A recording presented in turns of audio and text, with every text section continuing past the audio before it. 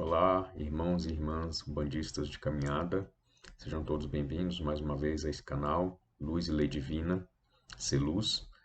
É um canal que existe, com o propósito de trazer um pouco mais de conhecimento ou reflexões sobre alguns conhecimentos. Não pretendemos de forma alguma trazer nenhuma verdade absoluta, mesmo porque não temos essas verdades ainda em nosso poder, mas estamos sim na busca nessa congregação, aí nos reconhecendo sim como canais de divino e nos unindo em torno da busca e dessas reflexões mais profundas sobre essas verdades trazidas pela luz e lei divina de Umbanda.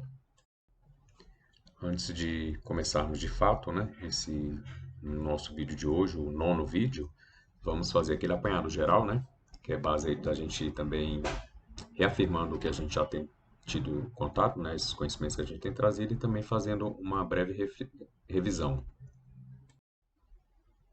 É importante, na verdade é vital para aquele umbandista que realmente busca, uma iniciação no magismo da luz, porque nem todas as casas têm essa iniciação, algumas casas de Umbanda ficam com aqueles magismo da parte mais esotérica, com X, mais da questão dos rituais. Isso não é nenhum problema, mas aqui a gente está falando um pouco mais não só desse magismo, mas como também o magismo superior, não superior em questão de ser melhor, mas a questão de pedir, de ser necessário um conhecimento mais profundo, um conhecimento que em certas partes tange o complexo, que precisa de práticas mais efetivas, de rituais um pouco diferenciados e a própria preparação do mago ou da maga da luz. Mas enfim, é vital para qualquer umbandista ou qualquer pessoa que realize a magia dentro dessa ciência sagrada, essa grande ciência sagrada, o bem sentir, o bem agir e o bem pensar. E isso está intrinsecamente conectado com as virtudes humanas, com quão virtuosos nós temos sido, a questão do bom caráter, da boa moral também, o próprio processo que a gente traz na Umbanda, sim, de evangelização, no sentido de compreender os códigos do Evangelho do Cristo, do nosso Pai Oxalá. Enfim, são muitas questões envolvidas que tocam esse bem sentir, o bem agir, que é o bem viver e o bem pensar. Então, parte do princípio de que são as virtudes humanas que eu preciso construir, e me afastando cada vez mais das vicissitudes ou das desvirtudes humanas. Isso é que faz realmente alcançarmos os graus maiores, do mago ou de uma maga da luz. Outro ponto que falamos em nossos vídeos anteriores foi sobre a diferença, da magia branca e da magia negra, lembrando que não existem duas magias. Do mesmo jeito que não existe a sombra por si só, mas a sombra é a ausência da luz, a gente faz a comparação, de que a magia negra nada mais é do que a ausência da luz ou a negligência, ou seja, um movimento contrário à própria lei, ao próprio Dharma, às próprias virtudes humanas, por exemplo, e tudo isso que a gente vem falando ao longo dos vídeos. Mas trazendo de uma forma mais clara as diferenças, a magia branca, ela é no sentido de ordenar, de controlar, de comandar e tem a ver com autodomínio e um domínio. Já a magia negra, ela tem o sentido de provocar, aquilo que você provoca, você não sabe o que vai gerar, você não sabe até onde você vai ter controle sobre aquilo. Na magia branca, ela parte do ego superior, do nosso eu divino, da parte nossa da intuição. Já do mago negro, na magia negra, é o ego inferior que manda e desmanda, que comanda, baseado em necessidades supérfluas, sutis, nas próprias desvirtudes, na inferioridade do ser. Enquanto a magia branca, ela se trata do ser em si e se tornar cada vez um melhor humano, um humano melhor, e reconhecendo a sua natureza espiritual, sua essência de luz e sua natureza divina. Na magia negra é o contrário, é querer se apoderar das coisas e das pessoas, é o ter, pelo ser. E na magia branca, tudo que é feito está de acordo com a lei, ou seja, a gente busca entrar em sintonia com o Dharma, que é a própria lei se manifestando em todos os planos, Lembrando que a maior de todas as leis é a lei do amor. E enquanto na magia negra é querer subverter a própria lei, às vezes negligenciar a lei ou até tentar fugir, das ações de algumas leis.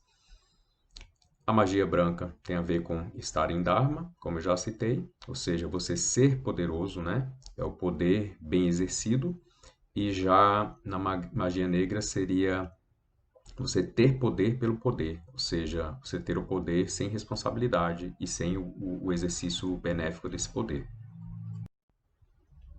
Aí falamos da importância de conseguir se comunicar, né, com o que faz parte da magia, tudo que faz parte da magia, sejam os elementos, sejam os elementais, sejam essas forças sagradas, sejam essas forças cósmicas. Então pensemos bem, como nós vamos entrar em contato com alguma coisa que nós não sabemos que existe? Como entramos em contato, como nos comunicamos, como ordenamos algo que nós nem sabemos aonde está ou como se processa esse movimento. Então, tudo isso é que a gente precisa, por meio da iniciação, conhecer cada coisa, saber aonde elas se encontram, como alcançá-la. Existem técnicas, e nesse vídeo de hoje nós vamos estar falando dessa necessidade dessas técnicas, né, no processo de iniciação, para que eu desenvolva um canal de comunicação, ou seja, de eu conhecer e reconhecer e poder sim ordenar, controlar e inclusive controlar os resultados, né? E que esses resultados sejam sempre benéficos e da luz. E eu faço uma comparação também que do mesmo jeito que Kardec na decodificação, né, espírita e por meio dos espíritos, né, o espírito de verdade, todas as egrégoras que participaram, né, da construção da doutrina espírita, bem nos lembraram que todos os seres humanos são médiuns, né, só que existem aqueles que têm faculdades ostensivas, né, ou seja, já despertadas, mas, enfim, em resumo, em sua generalidade, todos os seres humanos são médiuns, né? Do mesmo jeito, trazendo conhecimento aí de Helena Petrovna Blavatsky, né? Ela fala que também todos somos magos e magas, né? Só que em possibilidade, né? Então, assim, a possibilidade de criar em todos os planos, todos nós temos. De realizar magismo, todos nós temos. Mas o poder de realizá-lo e o controle sobre eles nós temos que conquistar. E essa é a parte mais importante aí da iniciação. Chamamos a atenção mais uma vez, né, de que enquanto o magismo da luz ele é evolucionador, ele é progressivo, né, e ele nos liberta, né, das paixões, das próprias ilusões, de uma vida tribulada, cheia de infortúnios. Por outro lado, o magismo do mal, a magia negra, nos traz todos esses infortúnios, né, até o ponto de perdermos mesmo a razão. Ou seja, a própria constituição dos nossos corpos sutis, ela está em jogo, gerando maus karmas e momentos de bastante dor e sofrimento, né? Como a gente citou alguns exemplos, que dificilmente pessoas que manipulam essas forças, na verdade, que só pessoas que se utilizam mal dessas forças cósmicas, e a gente tem que ter sim atenção com esse poder dessa palavra e dessa verdade, né, que essas forças cósmicas, como as forças do próprio orixá, né, quando nós utilizamos para fazer uma firmeza, um processo de cura, então são importantíssimos. Nós não podemos simplesmente provocar forças, nós temos que saber, né, o que essas forças podem gerar. Então, com conhecimento a gente controla e a gente direciona sempre o bem maior, né, o bem de todos nós, o bem de toda a humanidade. Então, o prejuízo evolucional que se é criado, né, por pessoas que utilizam magia de qualquer jeito ou da forma errada, e pior ainda, o magismo negro, o prejuízo evolucional ele é muito grande, né, e a gente não pode deixar de trazer aqui um lembrete, né, que essas degradações das forças originais têm provocado quedas na humanidade desde sempre, como a gente sempre fala da Atlântida e outras civilizações também. Por isso, é hora de praticar a verdadeira magia, do interior, para que o próprio exterior seja o reflexo dessa grande magia interior que a gente precisa realizar dentro do bom, do bem, do belo, do justo, do amor, né? A vontade, a sabedoria, o próprio amor, a ação, isso de forma dentro dos conhecimentos, né, mais profundos da luz e da lei divina. Comecemos então trazendo alguns pontos novos, né, dentro desses nossos vídeos, esse nosso nono vídeo, né, sobre o magismo da luz. Bem, o primeiro é a questão dos próprios temperamentos humanos. Vocês podem buscar, né, que mesmo antes do Cristo já se falava, né, por Pitágoras, enfim, e tantos outros grandes iniciados falavam dos temperamentos humanos, que eles são muito importantes, que tem a ver com a própria personalidade do mago, da maga, né, o próprio equilíbrio dos elementos no seu corpo, né, ou a escassez de certos elementos. E aí, dentro da nossa Umbanda, a gente traz esse princípio da própria regência dos orixás na nossa vida. E eu acho que essa é a parte mais interessante para o umbandista, né, dentro do conhecimento dos próprios mistérios, né, dos orixás, que são que é o ponto, né, de manifestação de tudo o que nós buscamos, né, de compreender dessas verdades e da manifestação de tudo que existe nesse plano terrestre e em outras realidades.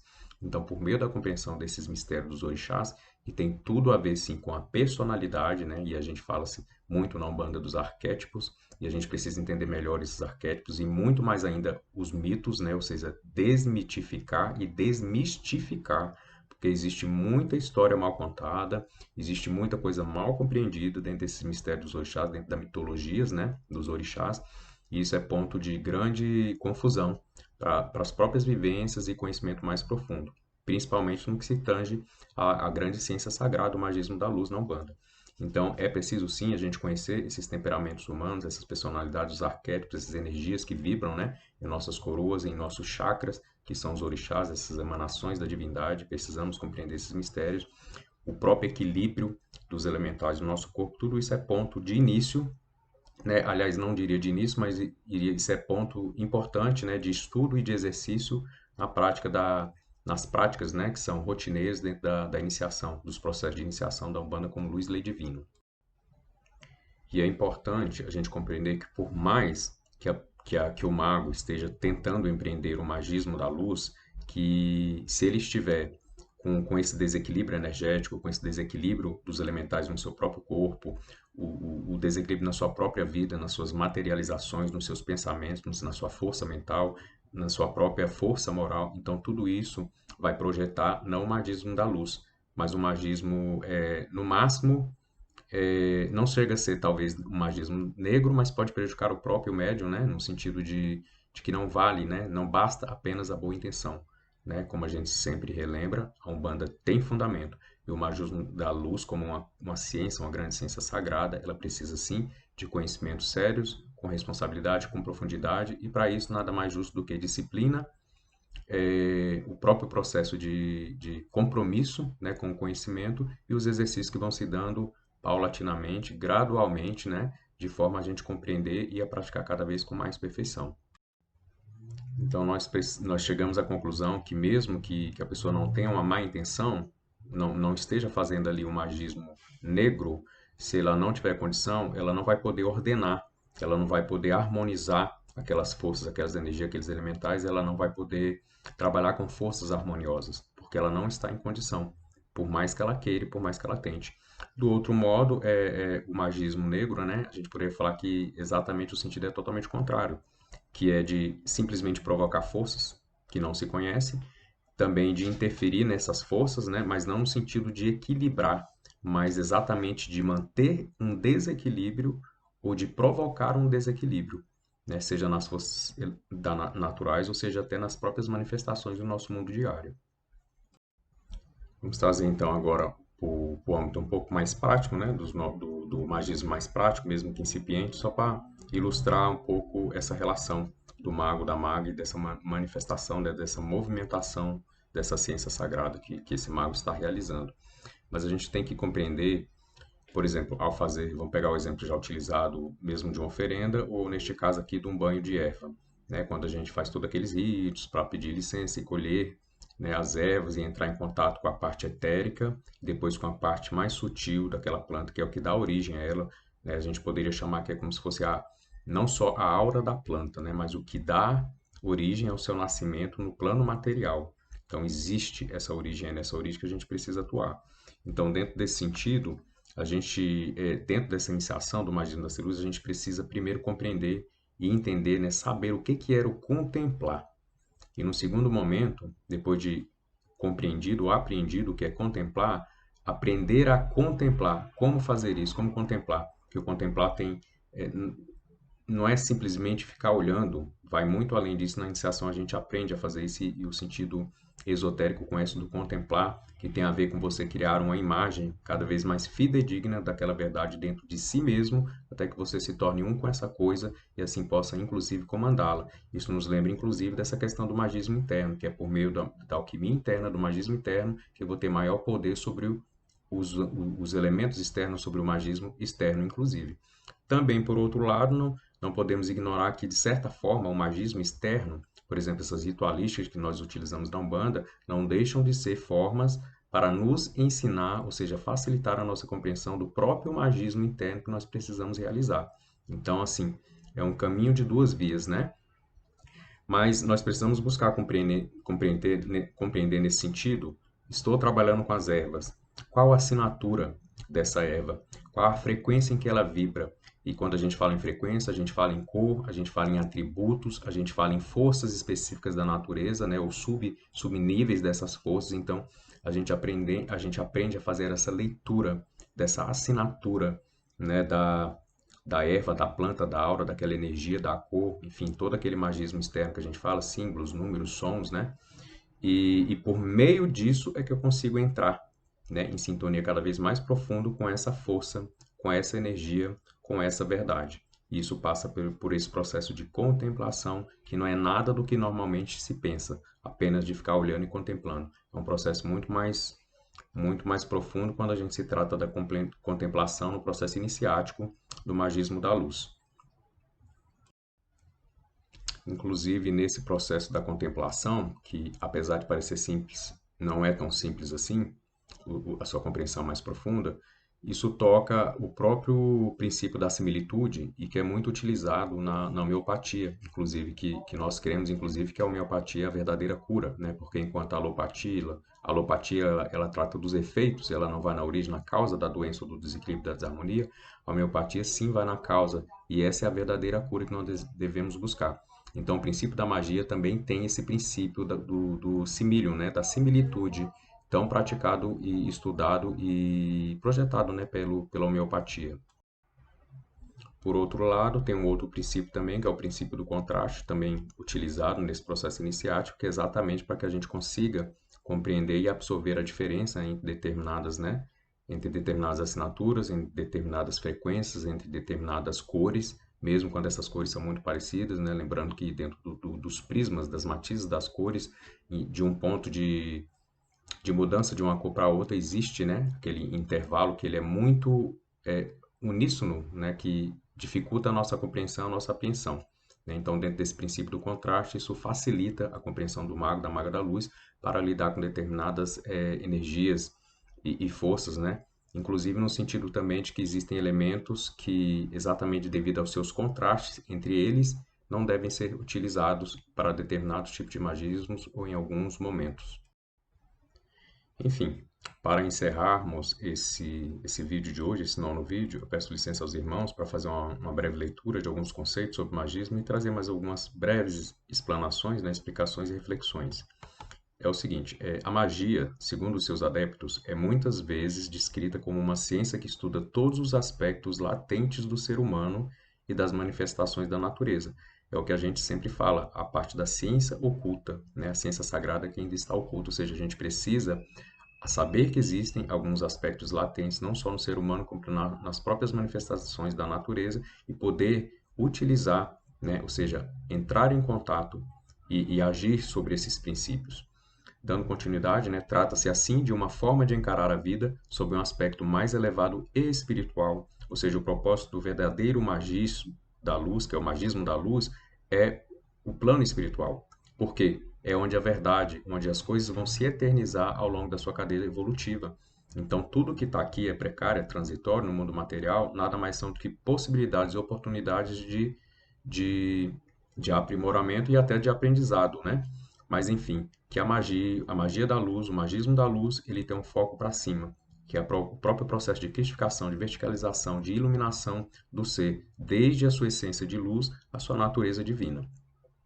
Os magos, utilizando-se de atividades místicas e de autoconhecimento, buscam a sabedoria sagrada e a elevação de potencialidades do ser humano, ou seja, quantas potencialidades estão dormentes, estão latentes em nós e quantas potencialidades nós já temos despertas, mas não estão sendo bem utilizadas. Então precisamos tomar consciência de todas as nossas potencialidades que estão latentes, aprender a utilizá-las e as que a gente está utilizando da forma errônea, ou seja, de forma a gerar mau karma e nos fazer mal, que nós aprendamos, reaprendamos, né, a utilizá-las de forma benéfica para o nosso bem e o bem maior de toda a humanidade, que isso é o princípio.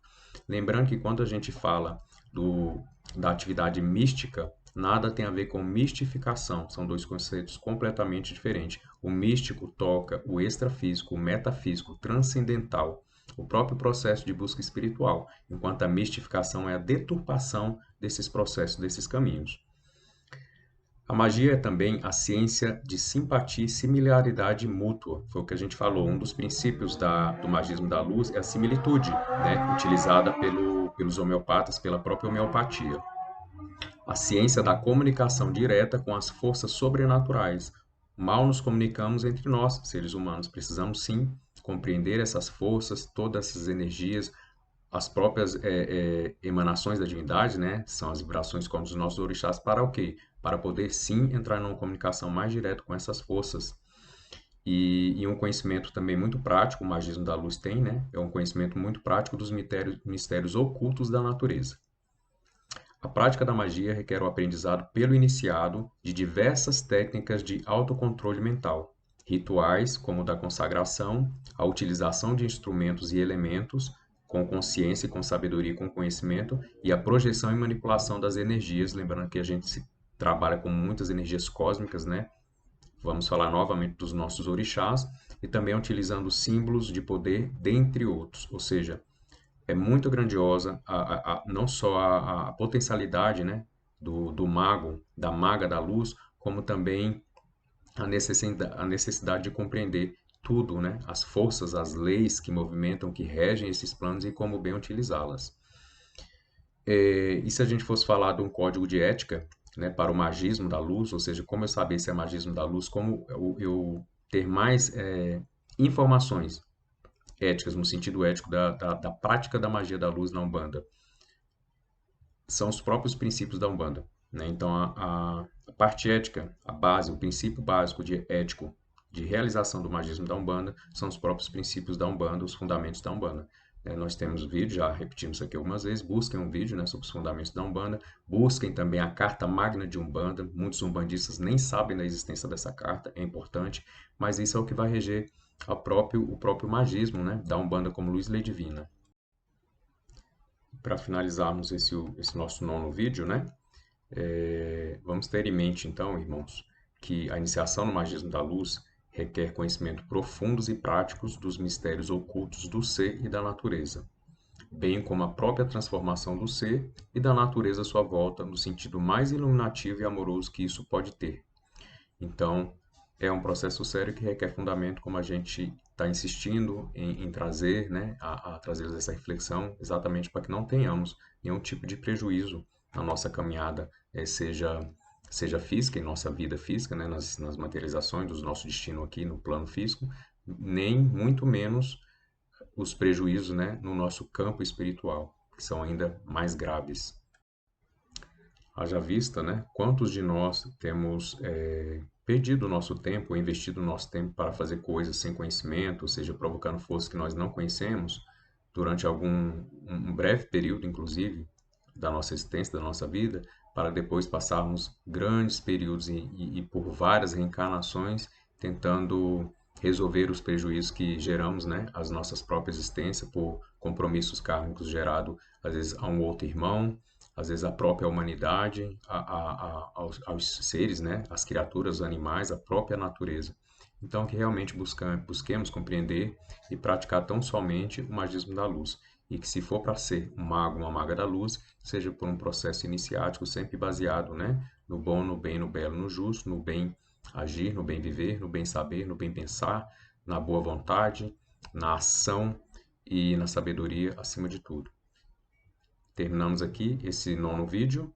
Fiquem com Deus, que nosso Pai Oxalá abençoe todos e cada um de vocês sempre, que tragam cada vez mais consciência, né, que essas verdades possam cada vez mais olhar para vocês no mesmo sentido, na mesma proporção que vocês olham e buscam essas verdades, né? Que os nossos orixás da Umbanda possam abençoar todos e cada um de vocês. Fiquem em paz e até breve.